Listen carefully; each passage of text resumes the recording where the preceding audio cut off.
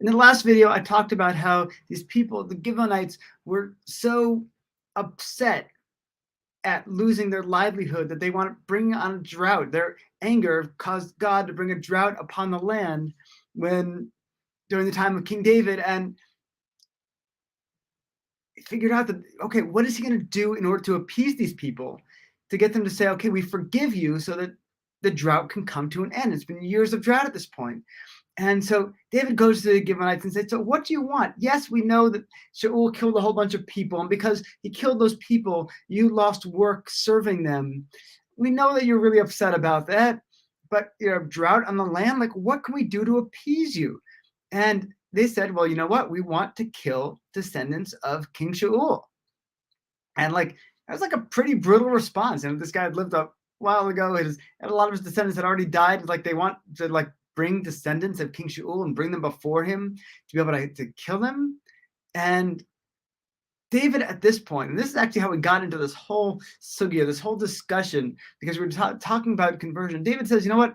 These people, this nation, they should never be able to convert into Judaism, into Klal Yisrael, because they lack some of the traits that are necessary to be part of our nation. He says that everybody in our nation, we should have rachamim, which is mercy. We should have a certain amount of bashfulness.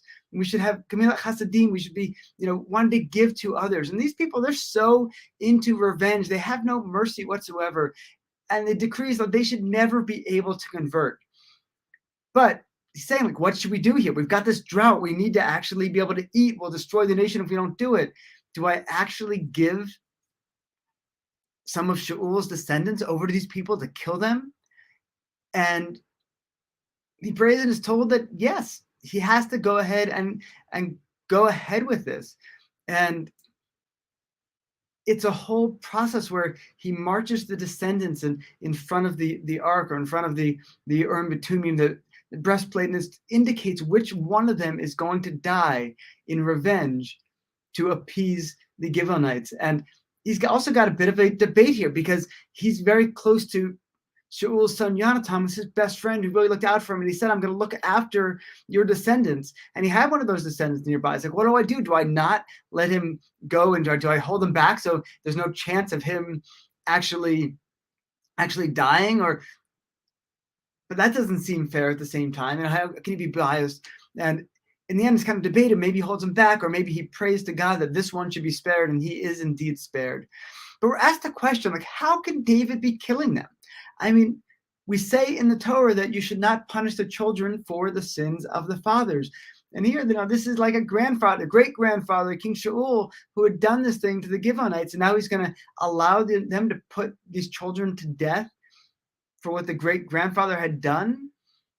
Doesn't that go against what we say in the Torah? And this is what we say. It's a big principle that we talk about. Sometimes we need to actually go against the words of the Torah for temporarily, in order to allow the Torah to continue, in order to allow things to be moving forward. And that, yes, it seems to go against this, but he was told that, yes, in this case, it would be better actually to be violating the Torah and appeasing the Givonites so that the nation could move forward. And the fact that David didn't hold back apparently had such an impact on the other nations, saying, wow, that he didn't hold back from appeasing them, saw that David was answering to a higher power, and said 150,000 people converted as a result of witnessing this whole ordeal.